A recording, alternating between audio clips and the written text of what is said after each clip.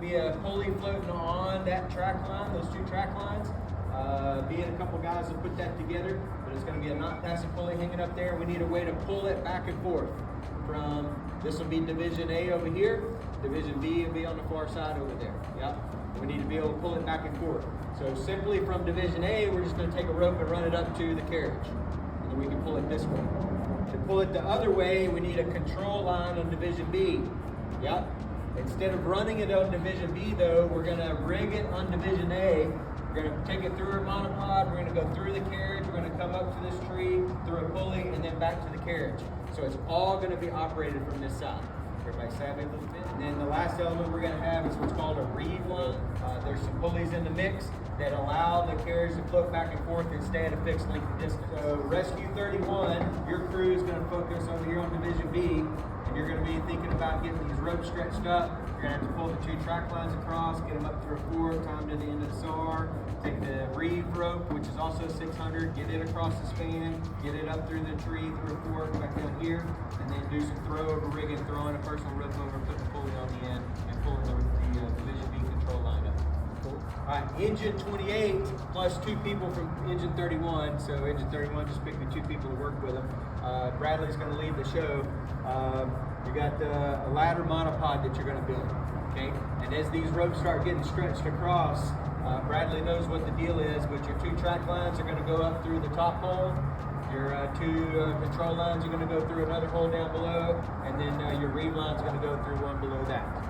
Okay, and so Engine 28 plus 2 from Engine 31 is going to set that ladder. It's a 14-foot roof ladder. Get it up in the air, guy it off so it's nice and secure, and start getting those ropes rigged through those spaces. And then Rescue 28 plus the other 2 folks from Engine 31. You guys are going to work with him, Burke, and you built rigging pods in your rope classes, right?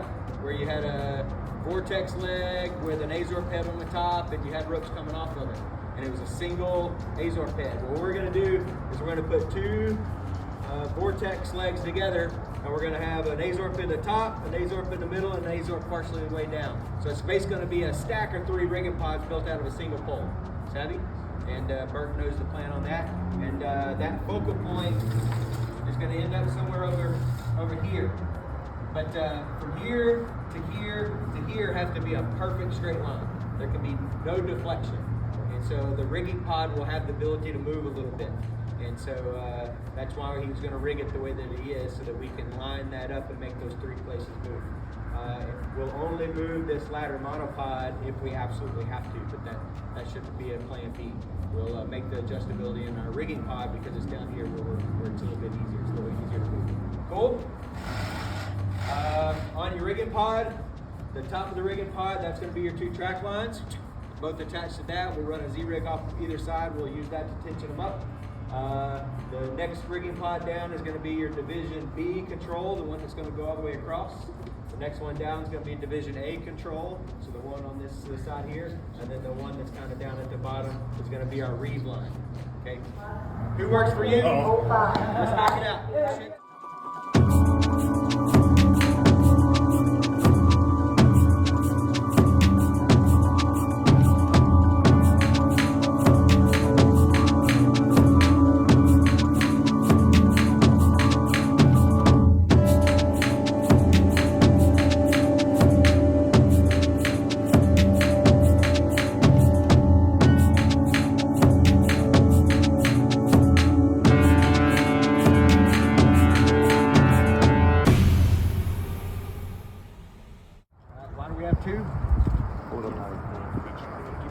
So we get less droop and redundancy, right?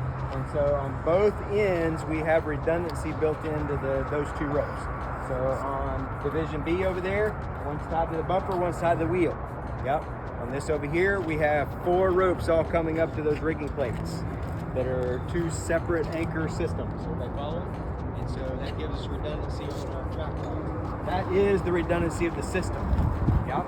And so even if all the rest of the ropes went away, he could be riding on that not passing pulley and would end up in a safe place.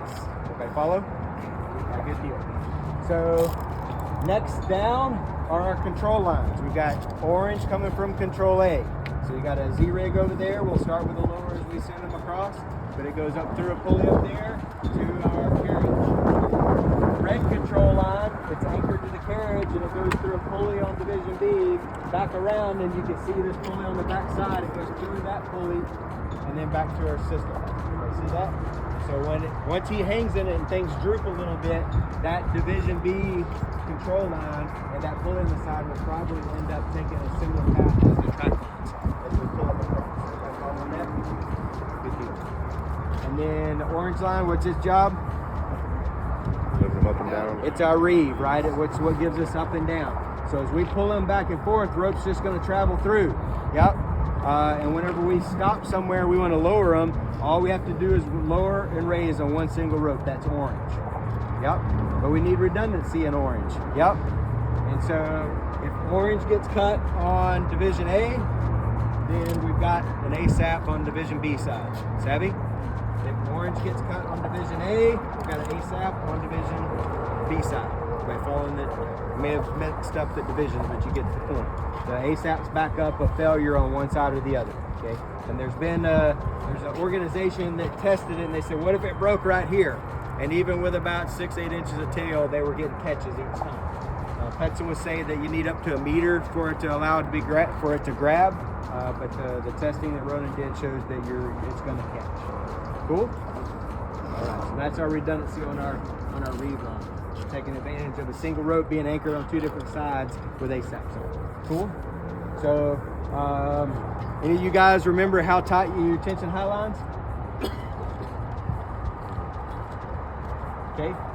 Pre-tension, you put one person on a 3-to-1 without there being a load on the system, and you're just going to snug it up. So what we're going to do is we're going to put one person on each of these 3-to-1s without actually being loaded on the system. They're just going to snug it up. They're going to give it all. One man can give it on one 3-to-1. Savvy? Once you have the load on the system, you can go up to the rule of 12s. Anybody remember what the rule of 12s is?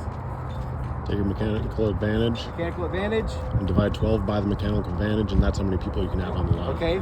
Or you could say the mechanical advantage, whatever that is, multiplied by your number of hull team members. Yep. That shouldn't exceed 12. So I've got a 3-to-1. How many people can I put on it? 4. Savvy? So I can put 4 people on each Z-rig after the load is on the system, not before. A lot of people confuse the rule of 12 and they think that you can do that before. That is post-tension. Once you got the load on the system, you can go up to the rule of 12. Cool?